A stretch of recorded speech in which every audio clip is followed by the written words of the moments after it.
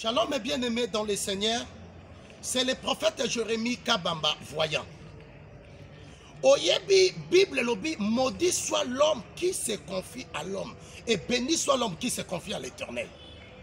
Oyebi eloko na ye ko sala remarque na bana mibali belé na Kinshasa, bana base belé na Kinshasa, baza ba paresseuse na zoye bate soki eza kindoki toni.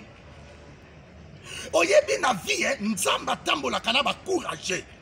Na vie na yo soko lingo resi kozwa elikia na yo otaela mutute. Zwa elikia na yo zwa dalela nzambe kota pe na kata musala. Yo zana maboko mibale, ozama ko mibale, metile lo vi na yo tela akaba. Surtout batu nyonso baza bandeko na poto, baza bayana bango na bapoto, baleki na bango na bapoto, ba mama na papa na poto, bayeba kakoluka lisusu te, bazwa mokumba nyonso batsa bata poto, kanengi na bisa ba africain moko bazokanga. Poto yo mona ka babuka mbongo na makasa te. Bata poto balokota mbongo na balabala te. Omoni tangu ndeko na tindela ko 5 euros, atindela ko 200 euros, 300 euros, eza sacrifice mo bimasa na kapwa kabela yo. Yo ndeko na zo tindela mbongo, poko tisangwata na mbongo, yo so zimbongo komi mutabasi.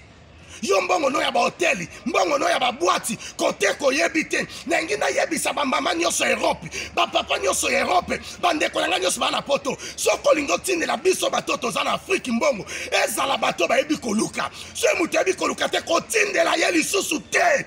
Bozo rendre bata Afrique ba paresse. Oya nanga kenda pota tinda kelo kote. Ndeko na biso kenda pota tinda lote. Mais azana mwasi na ye, ana mobali na ye, azana foyer na ye, akenda pando boko na bino. Bino pe bata Afrique moko sunga bata poto. Non la mona te bata Afrique masali ata tanga usi batindeli bata poto. Otongi ata chemise ali puto tindeli bata poto. Otongi ata lambo tindeli muta poto. Ka bata poto batindi bino ba esclave na bino. A partir ya lelo, soki oza paresse ba opesa yo eloko te.